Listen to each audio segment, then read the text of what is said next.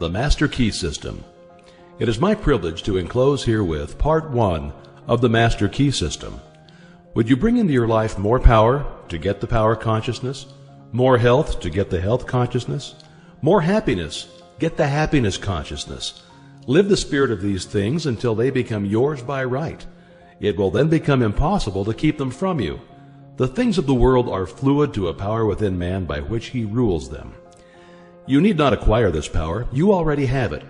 But you want to understand it. You want to use it. You want to control it. You want to impregnate yourself with it so that you can go forward and carry the world before you.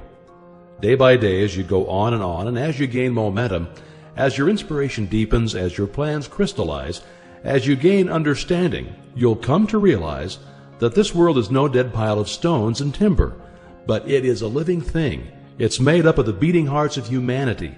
It is a thing of life and beauty. It is evident that it requires understanding to work with material of this description, but those who come into this understanding are inspired by a new light, a new force.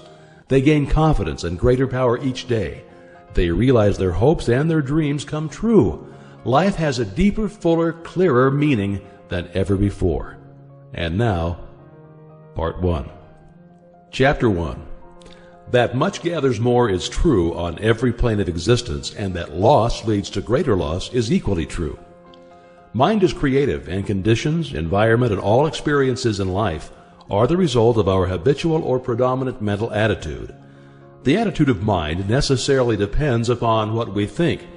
Therefore, the secret of all power, all achievement, and all possession depends upon our method of thinking. This is true because we must be before we can do, and we can do only to the extent which we are, and what we are depends upon what we think. We cannot express powers that we do not possess. The only way by which we may secure possession of power is to become conscious of power, and we can never become conscious of power until we learn that all power is from within. There is a world within, a world of thought and feeling and power, of light and life and beauty, and although invisible, its forces are mighty. The world within is governed by mind. When we discover this world, we shall find the solution for every problem, the cause for every effect, and since the world within is subject to our control, all laws of power and possessions are also within our control. The world without is a reflection of the world within. What appears without is what has been found within. In the world within may be found infinite wisdom, infinite power, infinite supply of all that is necessary waiting for unfoldment, development, and expression. If we recognize these potentialities in the world within, they will take form in the world without. Harmony in the world within will be reflected in the world without by harmonious conditions, agreeable surroundings, the best of everything. It's the foundation of health and a necessary essential to all greatness, all power, all attainment, all achievement, and all success. Harmony in the world within means the ability to control our thoughts and to determine for ourselves how any experience is to affect us. Harmony in the world within results in optimism and affluence. Affluence within results in affluence without. The world without reflects the circumstances and the conditions of the consciousness within. If we find wisdom in the world within, we shall have the understanding to discern the marvelous possibilities that are latent in the world within, and we shall be given the power to make these possibilities manifest in the world without. As we become conscious of the wisdom in the world within, we mentally take possession of this wisdom, and by taking mental possession, we come into actual possession of the power and wisdom necessary to bring into manifestation the essentials necessary for our most complete and harmonious development. The world within is the practical world in which the men and women of power generate courage, hope, enthusiasm, confidence, trust, and faith, by which they are given the fine intelligence to see the vision and the practical skill to make that vision real. Life is an unfoldment, not accretion. What comes to us in the world without is what we already possess in the world within. All possession is based on consciousness. All gain is the result of an accumulative consciousness. All loss is the result of a scattering consciousness. Mental efficiency is contingent upon harmony. Discord means confusion. Therefore, he who would acquire power must be in harmony with natural law. We are related to the world without by the objective mind. The brain is the organ of this mind, and the cerebrospinal system of nerves puts us in conscious communication with every part of the body. This system of nerves responds to every sensation of light, heat, odor, sound, and taste. When this mind thinks correctly, when it understands the truth, when the thoughts sent through the cerebrospinal nervous system to the body are constructive, these sensations are pleasant and harmonious. The result is that we build strength, vitality, and all constructive forces into our body. But it is through this same objective mind that all distress, sickness, lack, limitation, and every form of discord and inharmony is admitted into our lives. It is therefore through the objective mind by wrong thinking that we are related to all destructive forces. We are related to the world within by the subconscious mind. The solar plexus is the organ of this mind. The sympathetic system of nerves presides over all subjective sensations, such as joy, fear, love, emotion, respiration, imagination, and all other subconscious phenomena.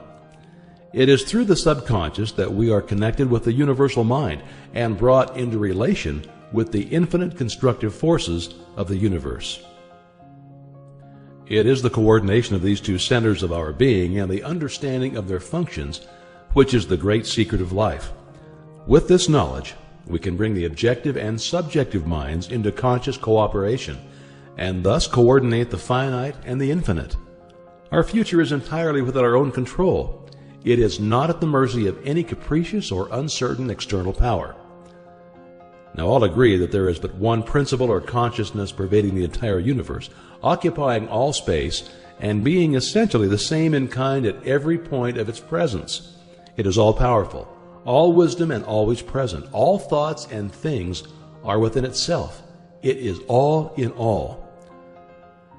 There is but one consciousness in the universe able to think, and when it thinks, its thoughts become objective things to do. As this consciousness is omnipresent, it must be present within every individual. Each individual must be a manifestation of that omnipotent, omniscient, and omnipresent consciousness. As there is only one consciousness in the universe that is able to think it, necessarily follows that your consciousness is identical with the universal consciousness, or in other words, all mind is one mind. There is no dodging this conclusion. The consciousness that focuses in your brain cells is the same consciousness which focuses in the brain cells of every other individual. Each individual is but the individualization of the universal, the cosmic mind. The universal mind is static or potential energy. It simply is. It can manifest only through the individual, and the individual can manifest only through the universal. They are one. The ability of the individual to think is his ability to act on the universal and bring it into manifestation. Human consciousness consists only in the ability of man to think. Mind in and of itself is believed to be a subtle form of static energy, from which arises the activities called thought, which is the dynamic phase of mind. Mind is static energy. Thought is dynamic energy, the two phases of the same thing. Thought is therefore the vibratory force formed by converting static mind into dynamic mind. As the sum of all attributes are contained in the universal mind, which is omnipotent, omniscient, and omnipresent, these attributes must be present at all times in their potential form in every individual. Therefore, when the individual thinks, the thought is compelled by its nature to embody itself in an objectivity or condition which will correspond with its origin. Every thought, therefore, is a cause and every condition an effect. For this reason, it is absolutely essential that you control your thoughts so as to bring forth only desirable conditions. All power is from within and is absolutely under your control. It comes through exact knowledge and by the voluntary exercises of exact principles. It should be plain that when you acquire a thorough understanding of this law and are able to control your thought processes, you can apply it to any condition. In other words, you will have come into conscious cooperation with omnipotent law, which is the fundamental basis of all things. The universal mind is the life principle of every atom which is in existence. Every atom is continually striving to manifest more life. All are intelligent, and all are seeking to carry out the purpose for which they were created. A majority of mankind lives in the world without. Few have found the world within, and yet it is the world within that makes the world without. It is therefore creative, and everything which you find in your world without has been created by you in the world within. This system will bring you into a realization of power which will be yours when you understand this relation between the world without and the world within. The world within is the cause, the world without the effect. To change the effect, you must change the cause. You will at once see that this is a radically new and different idea. Most men try to change effects by working with effects. They fail to see that this is simply changing one form of distress for another. To remove discord, we must remove the cause, and this cause can be found only in the world within. All growth is from within. This is evident in all nature. Every plant, every animal, every human is a living testimony to this great law, and the error of the ages is in looking for strength or power from without. The world within is the universal fountain of supply, and the world without is the outlet to the stream. Our ability to receive depends upon our recognition of this universal fountain, this infinite energy of which each individual is an outlet, and so is one with every other individual. Recognition is a mental process. Mental action is therefore the interaction of the individual upon the universal mind. And as the universal mind is the intelligence which pervades all space and animates all living things, this mental action and reaction is the law of causation. But the principle of causation does not obtain in the individual, but in the universal mind. It is not an objective faculty, but a subjective process, and the results are seen in an infinite variety of conditions and experiences. In order to express life, there must be mind. Nothing can exist without mind. Everything which does exist is some manifestation of this one basic substance from which and by which all things have been created and are continually being recreated. We live in a fathomless sea of plastic mind substance. This substance is ever alive and active. It is sensitive to the highest degree. It takes form according to the mental demand. Thought forms the mold or matrix from which the substance expresses. Remember that it is in the application alone that the value consists, and that a practical understanding of this law will substitute abundance for poverty, wisdom for ignorance, harmony for discord, and freedom for tyranny. And certainly there can be no greater blessing than these from a material and social standpoint. Now make the application. Select a room where you can be alone and undisturbed. Sit erect comfortably, but do not lounge.